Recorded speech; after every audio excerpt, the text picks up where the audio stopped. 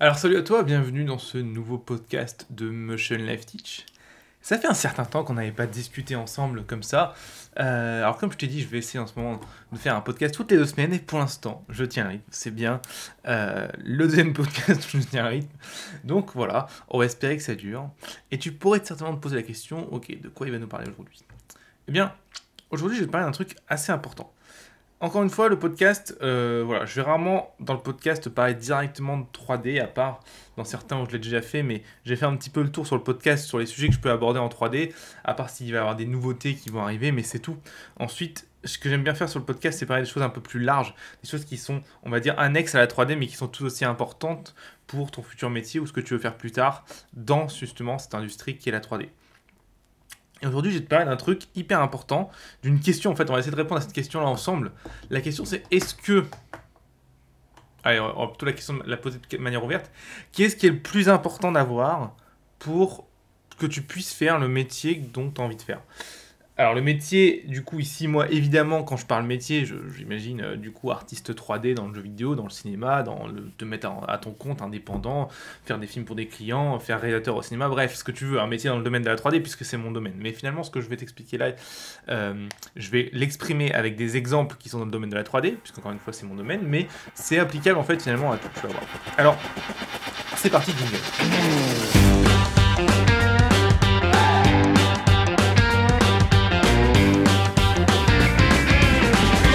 Bienvenue dans le podcast de Motion Life Teach. Le podcast où on parle de 3D, d'animation, d'effets spéciaux, de films, de mindset, de logiciels, bref, tout ce qui se rapporte à l'animation 3D, les effets spéciaux ou l'image de synthèse.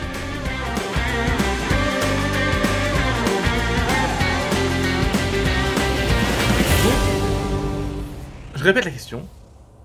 Qu'est-ce qu'il faut vraiment? Quel est le plus important à avoir en termes de qualité pour pouvoir te donner le maximum de chances de faire le métier que tu as envie de faire, le métier dont tu rêves, le fait d'être épanoui? Eh bien, c'est une question qui est assez difficile en fait. Évidemment, tu peux pas y répondre comme ça en un claquement de doigts. C'est pour ça qu'on va prendre un certain temps aujourd'hui ensemble à y réfléchir, à se poser des questions, etc. Alors, les pensées, les opinions et les faits que je vais te donner dans ce podcast, je les sors de pas mal de bouquins que j'ai lus et de vidéos aussi sur le sujet. Je vais essayer de donner un maximum de chiffres et je vais essayer, encore je dis bien essayer parce que c'est pas forcément évident de rester le plus factuel possible, mais comme toujours je t'invite vraiment à vérifier ce que je dis, à aller voir les sources par toi-même. Alors il n'y aura pas de source dans le podcast parce que j'ai pas la possibilité de le faire, mais quand je dis quelque chose, je vais certainement dire d'où ça vient et si je le dis pas, vérifie. Dans tous les cas, ne prends encore une fois, comme je le dis tout le temps, ne prends pas ce que je dis pour argent comptant. Considère que ce que je dis est toujours sur le conditionnel et que c'est à toi d'aller vérifier derrière, puisque une information n'a de valeur que si elle est réelle, si elle est vraie, tu vois. Sinon, ça ne fonctionne pas. Alors, on va commencer déjà par ce qui est déjà factuellement faux. Factuellement faux, il y a un premier truc qu'on peut croire, c'est que le fait de pouvoir trouver un métier, un bon travail, le fait de pouvoir exprimer la créativité qu'on souhaite à travers son métier ou autre chose viendrait du fait d'avoir plus ou moins de pouvoir. Et du coup, ça voudrait dire que la société s'organiserait en fonction des gens qui ont plus ou moins de pouvoir. Et donc, du coup, si tu n'as plus de pouvoir, les gens peuvent se plier à ta volonté, tu peux leur faire ce que tu veux, et toi, tu peux faire aussi ce que tu veux. Alors, du coup, c'est vrai que c'est un mode de pensée qui est assez alléchant, qui est assez... on va dire, tentant d'obtenir, puisqu'on a l'impression à chaque fois qu'on nous dit non pour quelque chose qu'on a envie de faire. Par exemple, je sais pas, tu veux faire de l'art 3D, et on te dit non parce que, je sais pas, t'as pas le niveau en dessin, etc. On se sent attaqué comme si on n'avait pas le pouvoir de pouvoir appliquer, parce que la personne qui est, entre guillemets, au-dessus de nous, qui nous juge, a plus de pouvoir que nous. Mais en fait, c'est beaucoup plus compliqué que ça. C'est beaucoup plus compliqué que ça, et en fait on va voir ensemble tout à l'heure, quand je vais te donner la vraie raison, que le pouvoir n'a rien à faire là-dedans. Et déjà en fait on va voir ensemble pourquoi le pouvoir n'a absolument pas la qualité, et encore je mets qualité entre guillemets, qui fait que ça va te permettre de faire les choses que tu veux. Je te donne un exemple tout bête. Tu prends quelqu'un qui a du pouvoir, d'accord, ok. Donc ça veut dire quoi quelqu'un qui a du pouvoir? Ça pourrait par exemple, on va prendre un exemple concret, ça peut être un enfant de quelqu'un qui gère voilà, une grosse société et les parents ont du pouvoir dans différentes industries et notamment dans l'industrie audiovisuelle. Prenons un exemple super simple, le fils de Tom Cruise. Voilà, débile, c'est ridicule ce que je dis, mais au moins ça te donne une bonne idée du truc.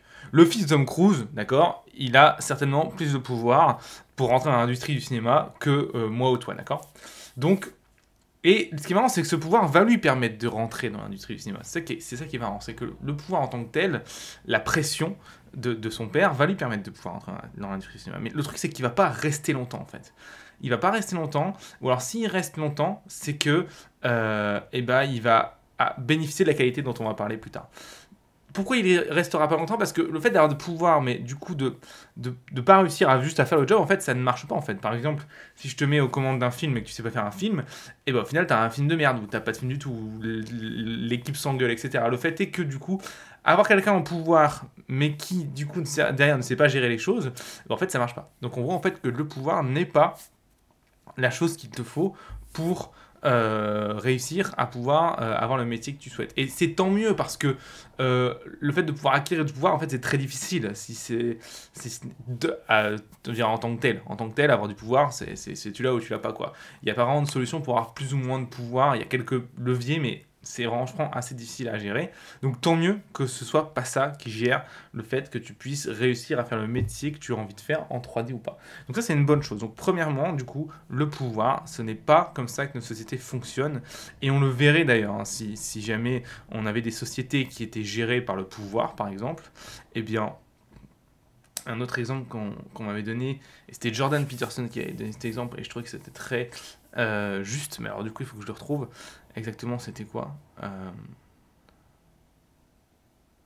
Oui, si on avait une société qui était gérée vers le pouvoir, et ben finalement, ce seraient tous les gens les plus musclés, les plus méchants, les plus dangereux, les plus agressifs qui seraient au pouvoir aujourd'hui dans notre société. Et en fait, on voit clairement que c'est pas le cas, tu vois.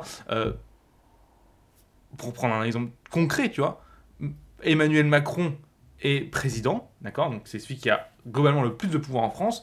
Pourtant, j'ai pas l'impression que ce soit la personne qui soit le plus agressif, le plus dangereuse, ou en tout cas, voilà, me retrouver en face d'elle, ça me fait pas extrêmement peur. D'accord? C'est pas John Cena, c'est pas The Rock, c'est pas Arnold Schwarzenegger, tu vois. Et pourtant, on pourrait penser que c'est ça. Et ce qui est marrant, c'est que quand on prend des exemples encore plus concrets, par exemple, quand t'as 3-4 ans, tu vois, il y a différents types d'enfants qui se créent. Encore une fois, ça s'est tiré du psychologiste, du docteur en psychologie, pardon, Jordan Peterson. Va voir ce qu'il fait, c'est vraiment excellent. Et il explique que chez les enfants de 3 à 4 ans, et ben, quand les enfants se mettent à jouer ensemble, tu vois, ben, t'as toujours quelques enfants qui vont être ce qu'on appelle la brute, en fait, d'accord? Et la brute, c'est finalement l'enfant qui représente le plus de pouvoir. Et ce qui est marrant, c'est que la brute, en fait, elle est assez vite mise à l'écart, en fait, parce qu'elle n'arrive pas à jouer avec les autres enfants. C'est pas l'enfant le plus mis à l'écart, on en reparlera aussi derrière, mais c'est pas non plus, c'est loin d'être l'enfant qui décide tout, en fait. Donc on voit encore une fois que même inconsciemment, d'accord, hiérarchiquement parlant, en termes d'évolution, le fait d'avoir du pouvoir ne t'amène pas forcément, en fait, finalement, les meilleurs résultats, et du coup ne te donne pas les meilleures chances de pouvoir faire ce que tu veux là pour le coup en 3D, mais ça marche pour tout. Donc le pouvoir, ce n'est pas ça. Donc première du coup hypothèse, on peut l'enlever. La deuxième hypothèse que j'entends souvent, et j'y croyais aussi il y a encore pas si longtemps que ça, il y a de ça quelques années, c'est le piston. Alors le piston, moi j'étais le genre de mec à dire bah oui, de toute façon s'il n'y a pas de piston, ça marche pas, quoi, il y a que le piston qui fonctionne. Alors je sais pas ce que c'est le piston. Le piston, c'est le fait de dire que finalement si t'as un boulot, en fait c'est parce que ton père, ta mère connaît quelqu'un et qui sont potes, et du coup il a dit au gérant de t'embaucher, tu vois, ou c'est le fait que du coup toi tu connais la personne et du coup elle t'embauche, ou alors t'as un de tes potes qui travaille dans la boîte et du coup il te recommande et du coup il t'embauche. Alors le truc c'est que le piston marche en vrai, le piston aide vachement. Le piston, c'est un élément qui fait que si t'as un de tes potes qui est dans la boîte et qui te recommande en bon, la boîte va forcément plus vite t'embaucher, c'est clair. C'est clair et net. Mais l'erreur est de penser qu'il n'y a que le piston qui fonctionne. Parce que le piston, c'est une bonne entrée en matière. On va dire que c'est un bon coup de pied au cul pour te faire rentrer dans le domaine sans que ce soit trop difficile pour toi. Alors je pense que coup de pied au cul, c'est pas la bonne métaphore, parce que ça donne l'impression que c'est négatif alors que c'est pas du tout le cas. C'est un bon boost, voilà. Le piston, c'est un bon boost pour te faire rentrer dans un endroit qui, sans le piston, t'aurais eu du mal à rentrer. C'est un bon boost pour se faire démarrer dans le monde du travail, tu vois. Ça, le piston, c'est clair. C'est clair net, pour ça, c'est vraiment cool. Mais l'erreur à penser avec le piston, c'est qu'il y a que ça. C'est qu'il y a que le piston qui marche, c'est qu'il y a que les connaissances, c'est qu'il faut forcément avoir du réseau pour y arriver, forcément avoir les bonnes connaissances aux bons endroits. Ça, c'est faux. Ça, c'est faux parce que, oui, le piston, ça aide, mais c'est pas du tout la qualité principale sur laquelle on va revenir juste après pour rentrer dans une entreprise ou ce que tu veux. D'accord ? Donc, je vais prendre un exemple concret. Imaginons tu veux te mettre à ton compte, d'accord ? Et tu travailles pour des clients. Et imagine, tu as du piston, tu as ton père qui travaille dans une méga société. Allez, on va prendre un exemple concret pour vraiment que ce soit plus parlant. Donc, toi, tu veux devenir artiste 3D à ton compte, d'accord ? Ton père travaille au pôle commercial extrêmement assez bien placé à L'Oréal, et du coup il parle de toi, et L'Oréal t'embauche pour un de leurs films commerciaux, ok ? Donc tu as été pistonné, ça a fonctionné. Le problème c'est que tu foires ce film, et ben L'Oréal ne t'embauchera plus jamais en fait, et certainement en plus ça va en plus retomber sur ton père. D'accord ? Donc tu vois que le piston en fait ne suffit pas, d'accord ? Pire, si L'Oréal parle à ses concurrents ou à ses partenaires de toi, tu pourras jamais avoir travaillé avec eux. Donc tu vois que le piston ne suffit pas. Un autre exemple concret, là du coup, là je l'ai fait sur un indépendant, je vais le faire sur quelqu'un qui veut aller dans un studio d'animation. Donc tu es animateur, tu rentres dans un studio d'animation parce qu'un de tes potes qui était avec toi à l'école est rentré dans ce studio, il t'a recommandé. Tu vas dans un studio, tu fais 2 semaines à l'essai, et en fait, en 2 semaines à l'essai, bah, du coup, le studio se rend compte que tu sais pas animer, en fait. Et bah, pareil, du coup, ça fonctionne pas. Premièrement, tu seras dégagé, et deuxièmement, en plus, ton pote on va lui dire, mais qu'est-ce que tu fous, il était nul, pourquoi tu me l'as recommandé ?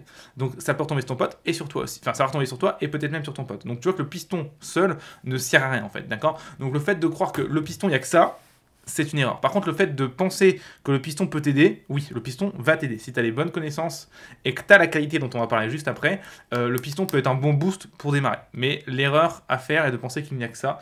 Il n'y a pas que ça, bien au contraire.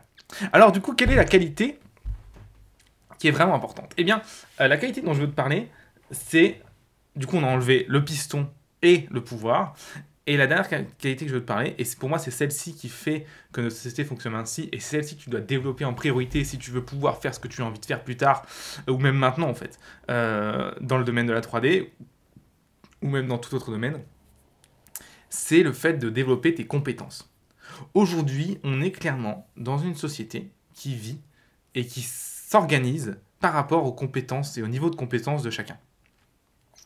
Je vais te donner un exemple pour être plus clair, et après on va vraiment la donner des exemples concrets dans la 3D pour que tu puisses visualiser et puis essayer de prendre ces exemples concrets et les mettre en application dans ta vie. Donc je vais déjà prendre un exemple hyper simple. Là du coup j'aime bien cet exemple parce qu'il a été fait sur des études scientifiques, donc c'est tout sauf bullshit. Encore une fois il vient de Jordan Peterson, et je repars du coup sur mon exemple des enfants. Tout à l'heure on a parlé des enfants. Que quand ils étaient entre l'âge de 3-4 ans, on a dit que les brutes, d'accord, étaient assez vite mises à l'écart. Et en fait je t'ai pas expliqué pourquoi elles étaient mises à l'écart. Il y a un truc hyper important quand tu es enfant, en fait, c'est le fait d'avoir la capacité de jouer avec les autres. Dès que tu commences à jouer avec les autres, du coup, c'est comme ça que tu vas te faire des relations, des amis, etc. Et finalement, c'est comme ça que ça va fonctionner, d'accord ? Et le problème avec la brute, c'est que comme elle est agressive, elle va avoir du mal à accepter les idées des autres, à accepter les règles de jeu des autres. Du coup, en fait, elle va se couper d'une grosse partie des gens qui veulent jouer avec elle. Et c'est pour ça qu'elle est mise à l'écart. Quelqu'un qui est justement basé non pas sur le piston ou sur l'agressivité, le pouvoir, mais plutôt sur les compétences, cette personne-là, du coup, au lieu de imposer son idée, d'accord, en tant qu'enfant, va apprendre de l'autre enfant, et du coup va jouer avec les règles de l'autre enfant. Et il va avoir une relation de réciprocité qui va se mettre en place, et du coup, cet enfant va avoir plus de chances, statistiquement plus de chances de jouer avec plus d'autres enfants, du coup d'avoir plus de relations, que ça se passe mieux, etc. En fait, en tant qu'enfant, à 3-4 ans, plus tu joues avec les autres, plus tu as de chances que ça se passe bien, parce que du coup, plus tu as d'amis, etc. Bref, je ne veux pas t'exprimer, et si tu veux savoir plus sur le sujet, va voir un petit peu ce que dit Jordan Peterson sur ce sujet-là, c'est hyper intéressant. Et du coup, déjà voilà, statistiquement, études scientifiques à l'appui, quand tu es enfant, si tu te bases sur le fait d'apprendre des compétences, alors évidemment, quand tu es enfant, tu te dis pas apprendre des compétences, tu vois, quand tu es enfant, c'est plutôt accepter le fait de pouvoir tester les règles de jeu de l'autre, tu vois, c'est plutôt ça, mais en fait, c'est ça, en fait, c'est plutôt apprendre de nouvelles règles, mais c'est la même chose, en fait. Et bah, du coup, ça se passe mieux, tu vois. Et en fait, on se rend compte que si on réfléchit bien, toute notre société est organisée dans cette hiérarchie de compétences. Je vais te donner un exemple. Tu veux travailler à Carrefour en tant que caissier, et ben on va t'engager si tu as les compétences pour être caissier, tu vois. Tu veux travailler dans une boîte en tant que commercial, et ben on va t'engager si tu as les compétences pour être commercial, ou en tout cas une partie des compétences pour être commercial. Et là, on va partir sur un exemple plus concret. Tu veux travailler en tant qu'animateur 3D dans un studio comme ILM, on t'engagera à ILM seulement si tu as les compétences pour travailler en tant qu'animateur 3D à ILM. D'accord ?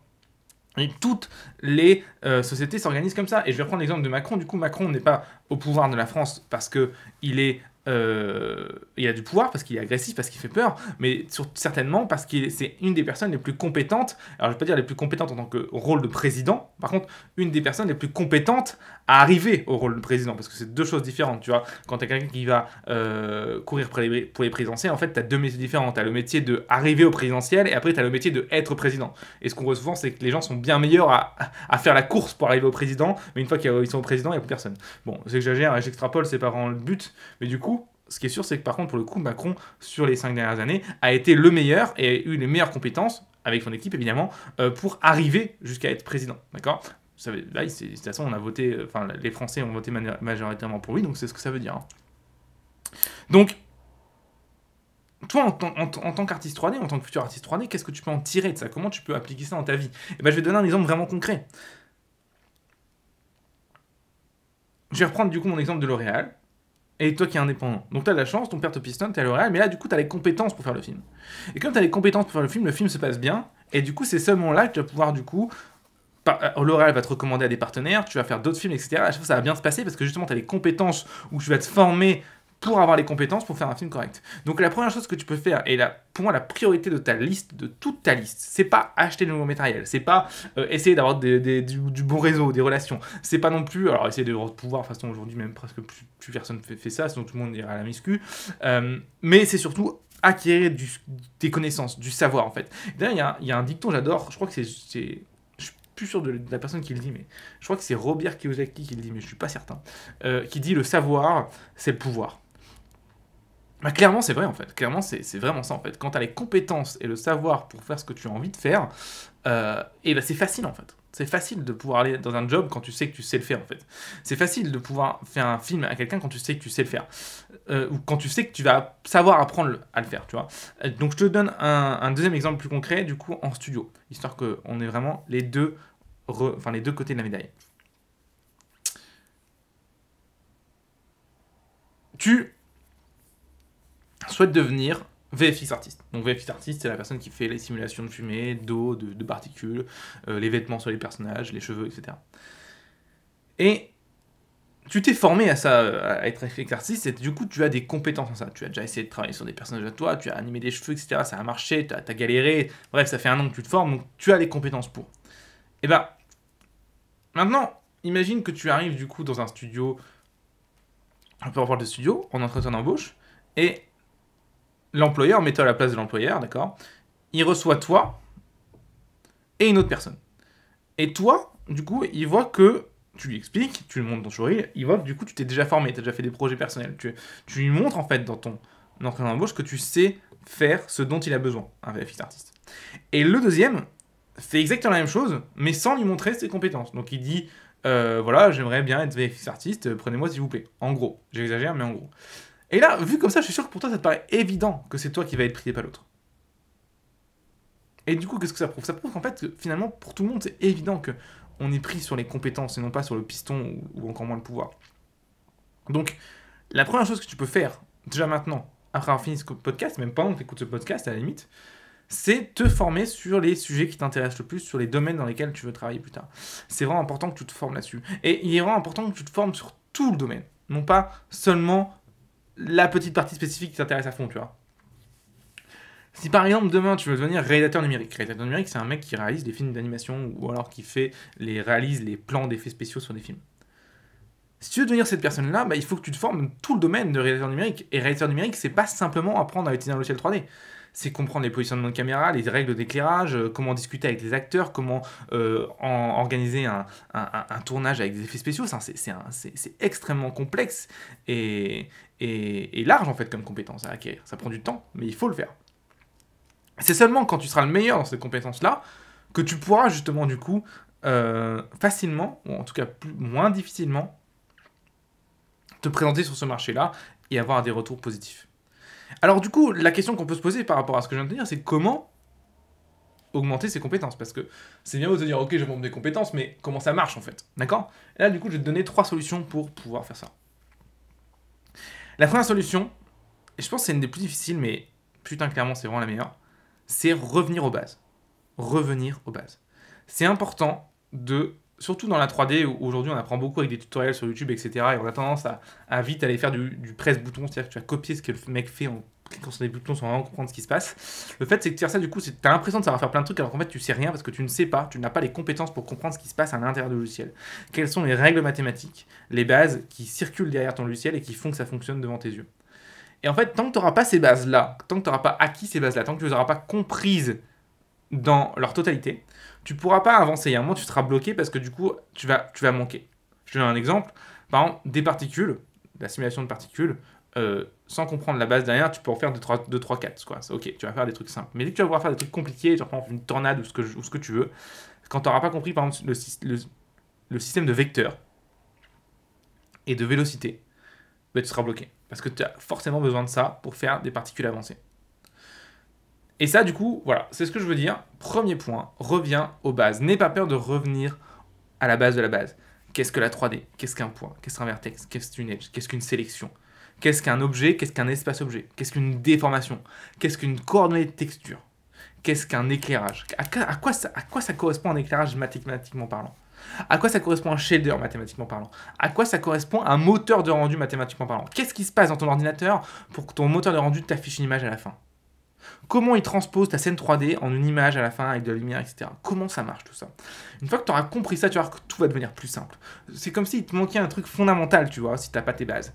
Et ça, c'est des compétences qui sont monstrueusement utiles. De un, parce qu'elles vont t'aider, comme je l'ai expliqué à 5 minutes, à apprendre plein de choses au-dessus, beaucoup plus complexes. Et de deux, parce qu'elles sont transposables dans n'importe quel domaine de la 3D en général. Donc, c'est-à-dire n'importe quel logiciel, mais aussi n'importe quel domaine. C'est-à-dire que, par exemple, les compétences que tu vas acquérir en rendu, d'accord, sur le système de rendu dans Blender, ce sera transposable dans Maya, mais aussi en jeux vidéo, en architecture, en robotique, en médecine. Tout ça, ça marchera, tu vois. Et ça, c'est ouf. C'est-à-dire que tu peux mettre tout ce que tu vas apprendre dans les bases de la base, le concept pur, sera transposable dans n'importe quel logiciel et n'importe quelle industrie. Et ça a énormément de valeur, tu vois. Ça a énormément de valeur. Et d'ailleurs, le concept de valeur, on va en parler à la fin. Donc, les compétences, premier point, il faut que tu revoies et que tu n'aies pas peur d'aller revoir les bases. Le deuxième point, c'est la pratique. Il faut que tu pratiques. Il faut pratiquer. Et le problème, c'est que souvent, les gens attendent de pratiquer. Quand ils sont à l'école, ils vont attendre qu'on leur donne un exercice à faire avec une telle date. Le problème avec l'exercice à faire avec une telle date, quand on ne te l'a pas donné, c'est que c'est pas ton exercice. Du coup, il ne te plaît pas forcément. Du coup, tu as des deadlines qui ne sont pas forcément adaptés à ce que tu as envie de faire. Et du coup, cet exercice, tu vas te retrouver à le bâcler, ou en tout cas à le faire pas à 100%. Et le problème, c'est que souvent, ce n'est pas les 90% de l'exercice qui sont les plus formateurs, c'est les 10% restants, où c'est les 10% où tu vas vraiment creuser à fond et tu vas vraiment commencer en fait à pousser tes connaissances et tes compétences à leur limite en fait. Et du coup, à devoir te former plus pour pouvoir finir ton image. Le problème, c'est qu'avec des sujets imposés, des exercices imposés, on fait rarement ça. On se contente souvent du minimum en fait. Et les seuls exercices, les seuls projets où on fait pas ça, c'est quand c'est nos projets. Quand c'est un projet qui te passionne, qui te fait kiffer. Donc moi, ce que je peux te conseiller, c'est de faire, du coup, de te former, d'appliquer ces bases dans un projet personnel qui te fait kiffer. Donc vraiment personnel. Pas attendre que l'école te donne un projet. Pas attendre que si tu fais une formation en ligne, que la formation en ligne te donne un projet. Pas attendre d'avoir un projet d'un client. Bref, non. Tu prends un projet personnel de suite et tu le fais. Pendant 1, 2 mois, 3 mois, 4 mois, même 1 an s'il faut. Mais le fait de faire ça comme ça, un projet personnel qui va te faire kiffer, ça va vraiment te motiver à aller chercher plus loin. Et du coup, tu vas voir que pendant ce projet personnel, tu vas switcher entre deux modes. Le mode je me forme, le mode j'applique. Je me forme, j'applique. Je forme, j'applique. Tac. Et ça va vraiment te faire avancer en fait. Et à chaque fois que tu vas te former et appliquer, c'est comme si tu montais une marche de l'escalier, tu vois. Une marche de l'escalier de la compétence. De tes compétences. Et ça va vraiment te faire avancer hyper loin, tu vois. Je me forme, j'applique. Je me forme, j'applique. Peu importe la solution, comment tu te formes, peu importe la solution à laquelle comment tu appliques, mais l'idée c'est que tu vas appliquer sur ton projet personnel, tu vas avancer. Et en plus, ce qui va vraiment être motivant, c'est que plus tu vas te former, plus tu vas appliquer, plus ton projet personnel va devenir intéressant, joli, plus tu vas arriver à ton objectif, plus tu auras un truc dont tu seras fier, une image, un film dont tu seras fier, et ça sera méga cool. Ce sera méga cool parce que, de un, en faisant ce projet, tu te seras formé de ouf et tu auras appris un max de compétences qui, derrière, évidemment, vont te servir à fond pour trouver du boulot. Et de deux, tu vas aussi avoir un projet qui sera terminé que tu pourras montrer à tes futurs employeurs ou à tes futurs clients qui va prouver, en fait, l'état de tes compétences. D'accord ? J'arrête pas de dire fais un showreel. Mais le showreel, en soi, il sert à rien. Le showreel, il est là, en fait, pour prouver les compétences que tu as. Et du coup, évidemment, le projet que tu es en train de faire va servir à ton showreel et du coup, à prouver les compétences que tu as. Et ça, c'est génial parce que il y a aussi un problème, c'est que Avoir des compétences, c'est bien, mais il faut savoir comment le montrer. Et le showreel, le projet personnel, c'est la meilleure manière pour montrer tes compétences. Et non pas, comme certains pourraient encore le penser, avoir un diplôme. Hein. Je vais pas revenir dessus, si tu me suis depuis un petit bout de temps, tu sais très bien mon avis là-dessus. Mais c'est même pas un avis, en fait, c'est factuel. Tout le monde s'en fout du diplôme dans le domaine de l'industrie 3D. Tout le monde, d'accord? Pourquoi? Parce que le diplôme reflète mal, en fait, tes compétences. Ce qui reflète mieux tes compétences, au mieux tes compétences aujourd'hui, c'est le showreel. Donc c'est évident que les employeurs partent sur le showreel, d'accord? Pourquoi des employeurs dans certains autres domaines comme la comptabilité, la médecine, etc. vont se baser sur le diplôme? Parce que dans ces domaines-là, le diplôme, c'est l'outil le mieux qu'ils aient pour pouvoir juger des compétences de quelqu'un. Mais en 3D, en jeu vidéo, dans finalement tous les métiers audiovisuels et artistiques, ce n'est pas le diplôme, c'est le showreel. Et ça, il faut que tu t'y fasses. Il faut que tu te fasses à l'idée que sans showreel, tu n'auras pas le métier que tu souhaites avoir. Tu n'auras même pas de métier du tout, en fait. D'accord? Sans showreel, si tu es indépendant, tu n'auras pas de client. Sans showreel, si tu veux travailler dans un studio, tu n'auras pas de travail. D'accord? Il te faut un showreel qui envoie du lourd. Pourquoi il faut qu'il envoie du lourd? Parce que justement, il est censé montrer, prouver les compétences que tu as. Donc, petit 1, revoir les bases. Creuser dans les bases. Petit 2, appliquer. Appliquer, appliquer. Et via des projets personnels que tu choisis. D'accord? C'est les contraintes que tu choisis. Tu seras beaucoup plus motivé, ce sera beaucoup mieux. Troisième point, et tout aussi important que le premier, c'est le fait d'avoir des retours de personnes qui s'y connaissent. Parce que le problème avec les compétences, c'est que tu ne sais pas ce que tu ne sais pas. Et aussi, tu ne sais pas si tu apprends des compétences qui servent à quelque chose. Et oui, le problème c'est que toutes les compétences ne se valent pas. Je te donne un exemple tout bête. Faire du modeling aujourd'hui de props, donc du props, c'est de props réaliste, donc modéliser un bureau, un ordinateur, machin, aujourd'hui a extrêmement peu de valeur sur le marché que ça va faire la modélisation d'un personnage réaliste ou d'un personnage tout court même. Pourquoi? Parce que en fait aujourd'hui sur le marché il y a plein de boîtes qui font déjà en fait des modélisations de props extrêmement détaillées et qui marchent très bien en fait. Ils n'ont pas besoin de toi en plus dessus. Et aussi parce que c'est super simple en fait. C'est pas la compétence est plus facile à apprendre que la compétence de faire un humain ou un humanoïde réaliste en 3D. Donc, il faut bien comprendre qu'il faut que tu saches si ce que tu apprends ça a de la valeur sur le marché derrière. Et on va encore une fois en reparler de cette étape de valeur à la fin. Donc, comment tu sais ça? Tu peux pas savoir ça tout seul en fait. Parce que tout seul, tu n'auras pas le recul nécessaire pour savoir si ça fonctionne ou pas. Tout seul, tu pourras pas savoir si ce que tu apprends vaut vraiment le coup ou pas. D'ailleurs, il y a un peu ce truc horrible, du coup, c'est qu'au début, tu dois faire un pari sur ce qui va marcher ou pas. Tu dois faire un pari sur ce que tu vas apprendre, est-ce que ça va servir ou pas. Et ça, tu peux pas savoir au début. Il faut vraiment parier. Par contre, un truc qui va t'aiguiller une fois que tu as commencé, c'est avoir des retours de gens qui sont déjà dans le domaine, des professionnels du milieu. Et ça, c'est vraiment pas compliqué en fait. Là, les gens me disent, mais du coup, mais comment je fais pour avoir des retours de professionnels du milieu? Moi, je connais personne. Basique. Je vais te donner un exemple concret, hyper simple, que tu peux appliquer dès maintenant. Tu crées un compte sur LinkedIn. Tu ajoutes toutes les boîtes que tu connais qui sont dans les studios d'effets spéciaux. Tu peux ajouter ILM, tu peux ajouter Weta, tu peux ajouter MacGuff, tu peux ajouter Rodeo Studio. Enfin bref, il y en a plein. D'accord? Rodeo FX, je sais plus. Tu sais pas les noms des studios, tu vas voir le générique de Avengers et tu regardes tous les studios qui ont travaillé dessus. Tu les ajoutes. Quand tu les auras ajoutés dans tes relations, tu auras accès en fait aux gens qui ont travaillé dans ces studios. Et ces gens-là, tu peux leur envoyer un message. Ce que tu vas faire, c'est pas compliqué, tu vas prendre tous les autres studios, tu vas leur envoyer un message. Bonjour, je suis en train de me former à l'animation 3D, j'adore ce que tu fais sur tel ou tel film. Voici mon dernier travail, j'aurais beaucoup aimé avoir ton avis dessus. Merci d'avance pour ton temps, à très bientôt. Tu fais ça avec tout le monde, tu vas voir qu'il y en a 2-3 qui vont te répondre, et leur réponse, ça va être de l'or en barre. De l'or en barre, crois-moi. Ça va t'aider à mort, à t'améliorer, à voir ce qui va pas, les compétences qui sont importantes, qui ne le sont pas. Bref, fais ça, et tu vas voir que ton niveau va exploser. Ça va être... Là, tout à l'heure, je te parlais de marche d'escalier. Là, c'est l'équivalent de la rampe, mais vers le haut, tu vois. C'est l'ascenseur, quoi. Voilà. L'ascenseur, le jetpack, tout ce que tu veux. Ça va te faire exploser d'un coup, ça. Et ça, je sais que pour beaucoup de gens, c'est difficile, c'est compliqué. Ah, mais je suis timide, je sais pas, machin, mais... Faut bien comprendre qu'un message LinkedIn, personne va te... Il peut rien se passer, en fait. Il peut juste rien se passer, quoi. Il n'y a aucune conséquence sur un message LinkedIn.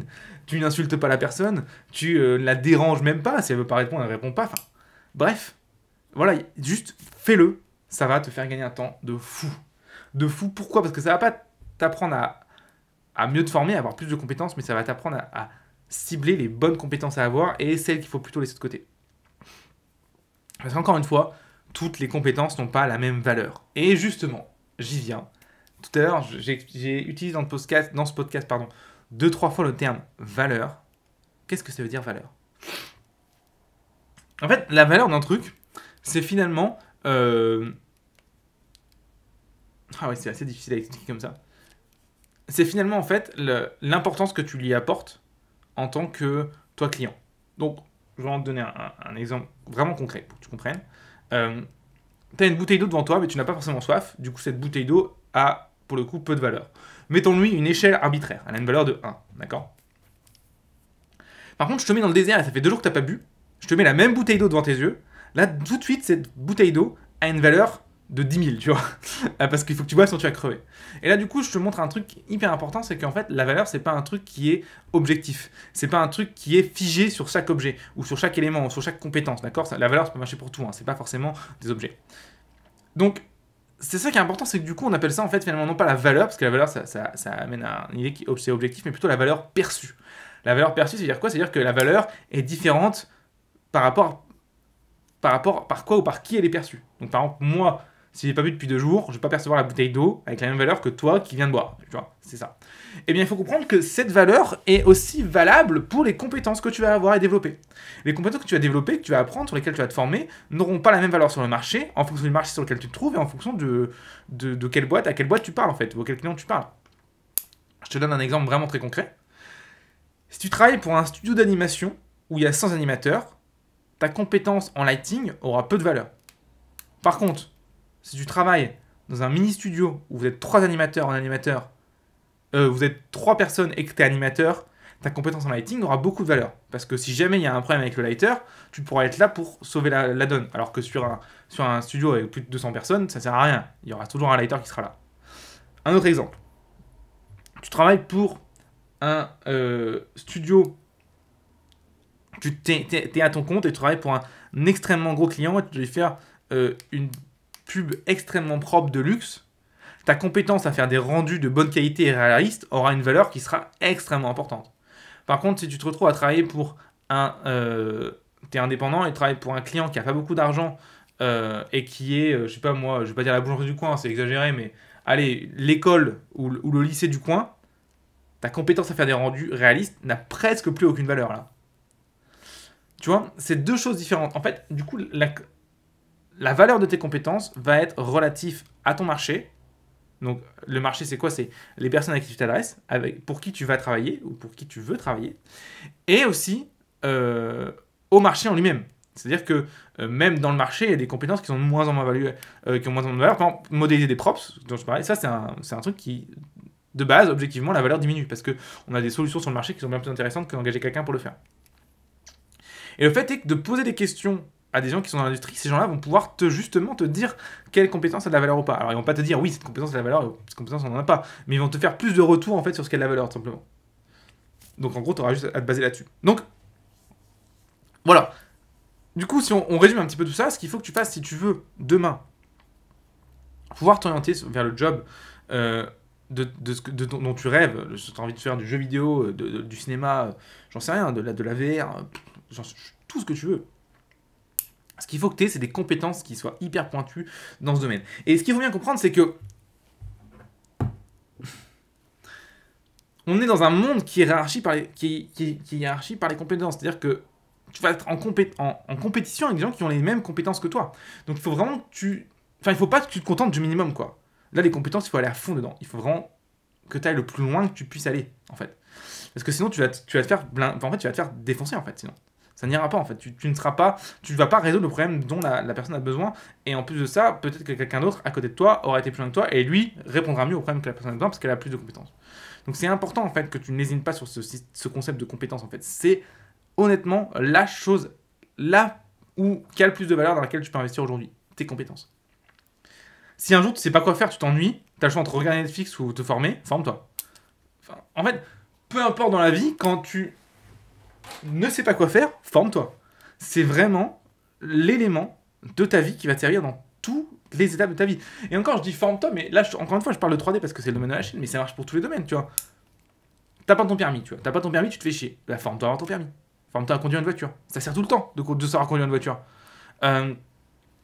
Tu sais pas quoi faire, machin.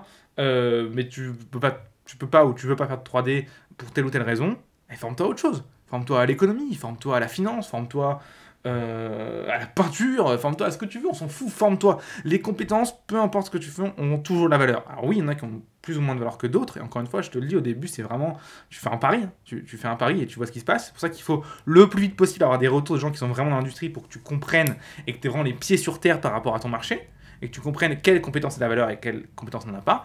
Mais au début, c'est un pari. Au début, tu démarres, tu fais pif, tu fais plouf plouf comme dit ma compagne, et c'est parti, quoi.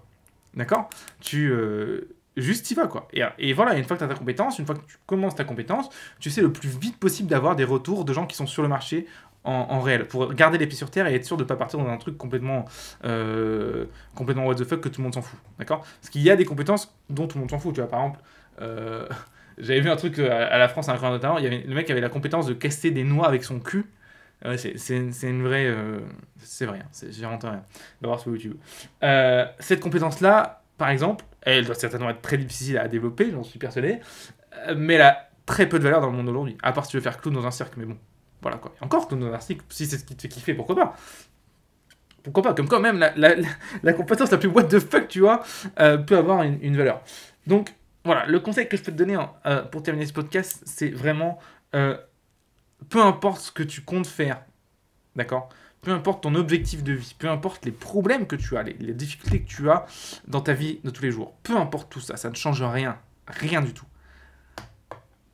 Te former et acquérir de nouvelles compétences tous les jours doit être une de tes priorités. Ça va même être pour moi ta priorité numéro 1. Pour moi, acquérir des compétences, c'est même plus important que produire. Tu vas acquérir des compétences et puis produire un showreel. Pour moi, acquérir des compétences, c'est plus important que produire le showreel en termes de priorité. Voilà. Donc, c'est vraiment ce que je peux te conseiller à partir de maintenant, tous les jours. Et moi, j'aime bien cette règle que je me suis donné, mais c'est un jour, c'est mon prof de maths qui m'a dit ça. Et j'ai fait putain, mais c'est une règle de la vie. Alors, à l'époque, je l'avais pas compris, hein, je m'en suis rendu compte bien plus tard. Mais il avait dit si tous les jours, tu n'as pas appris une nouvelle chose, c'est que ta journée est ratée. Et putain, qu'est-ce que c'est vrai, quoi. Putain, qu'est-ce que c'est vrai. Et du coup, je vais terminer là-dessus avec toi. Si tous les jours maintenant, à partir d'aujourd'hui, si tous les jours tu n'as pas appris quelque chose de nouveau, au moins quelque chose de nouveau, au moins une chose de nouvelle, c'est que tu as raté ta journée. C'est que tu n'as pas le droit d'aller te coucher en fait. C'est que tu dois apprendre un nouveau truc avant d'aller te coucher. Mets-toi comme objectif dans ta journée de faire ça, et tu vas voir que ça ira beaucoup mieux. D'ailleurs, il y a Jordan Peterson qui dit un truc là-dessus et que j'adore, et qui dit au lieu de t'en comparer aux autres, compare-toi à celui que tu étais hier et vois si tu es au-dessus ou en dessous aujourd'hui. Et évidemment, essaie d'être au-dessus. Bah c'est ça en fait. Du coup, tu as évolué, tu as appris les choses, tu as eu plus de compétences. Si tu arrives à faire ça, tu vas voir que au bout d'une semaine, tu ne verras pas beaucoup de différence, tu vois. Mais au bout de 3 mois, 6 mois, 1 an, tu vas voir que tu seras à des années-lumière de ce que tu aurais pu imaginer maintenant en fait. Et ça, c'est hyper important. Donc voilà, essaie d'apprendre au moins une nouvelle compétence tous les jours. Si ce n'est plus, vas-y, fonce. Et en fonction de toutes les étapes que je t'ai données là, enfin, t'as vraiment de quoi appliquer, c'est assez facile, tu vois. Peu importe le logiciel, Blender, Maya, 3ds Max, Cinema 4D, on s'en fout, d'accord ? T'en choisis un au pif et t'y vas. Encore une fois, au début, je t'ai dit, tu fais un pari. L'idée, en plus, c'est qu'il faut comprendre que ce pari du début n'a pas vraiment beaucoup d'importance, parce que si tu t'es dedans, bah, c'est cool, et si tu deviens, en fait, tu vas vite t'en rendre compte et pouvoir bifurquer assez facilement, en fait. C'est facile de bifurquer d'une compétence à une autre si tu t'es trompé, en fait. Je prends un exemple, imagine tu commences à apprendre la 3D avec SketchUp pour le cinéma, bah tu vas vite te rendre compte en te formant et en cherchant qu'au bout de 2-3 semaines, SketchUp c'est absolument pas fait pour le cinéma et plutôt pour l'architecture. Et du coup, hop, tu vas bifurquer, tu vas faire il y a des mecs qui utilisent Blender, paf, tu vas tomber sur Blender ou sur Maya ou ce que tu veux. Donc, il faut vraiment bien comprendre que le pari du début est pas si dangereux qu'on a envie de te le faire croire. Tu peux y aller un petit peu les yeux fermés même. Et tu vois ce qui se passe en fait. Et plus vite tu vas avoir cette capacité, cette mentalité et cet automatisme de demander des retours à des gens, notamment des gens qui sont dans l'industrie, plus vite tu vas pouvoir savoir s'il faut que tu bifurques ou pas sur tes compétences et sur le chemin que tu es en train de prendre dans ta formation. Donc voilà, j'espère que ça t'aura plu et j'espère que tu vas le mettre en pratique dès aujourd'hui. En tout cas, c'est tout ce que je te souhaite. Avant de te quitter, j'aimerais te dire que ce podcast, évidemment, tu dois certainement l'écouter ou sur une plateforme de podcast comme Podcast Addict, iTunes ou que sais-je, ou sur le site de teachpromotion-live.com/podcast. Dans tous les cas, ce que je te demanderais, si tu aimes ce podcast et que tu as envie que plus de gens écoutent le podcast, c'est de mettre un petit 5 étoiles sur la plateforme sur laquelle tu l'écoutes. Alors évidemment, si tu es sur Motion Live Teach, tu ne peux pas, mais du coup, si tu es sur Motion Live Teach, tu vas sur iTunes et tu cherches le podcast de Motion Live Teach et tu mets 5 étoiles. Ça va vraiment m'aider à à ce que le podcast soit découvert par plus de personnes et aussi du coup à nous créer une communauté un peu plus forte, un peu plus grande et du coup pour que chacun puisse s'entraider. Donc c'est vraiment cool. Je te remercie d'avance pour toi, pour ça, c'est vraiment hyper sympa. Si jamais tu veux aller plus loin avec moi, tu as le site évidemment de teachpromotion-live.com. Plusieurs formations gratuites, celle des 7 erreurs, celle où tu as aussi accès à plus de 200 aujourd'hui, je crois, 29 tutoriels gratuits. Donc bah voilà, qu'est-ce que tu attends? Va voir de suite, commence à te former. Voilà, là t'as qu'à appuyer sur un bouton play pour te former, c'est franchement pas compliqué. Bref, j'espère en tout cas que ça t'aura plu et je te retrouve très très vite sur teach.motion-live.com. C'était Romain Gillot, ciao.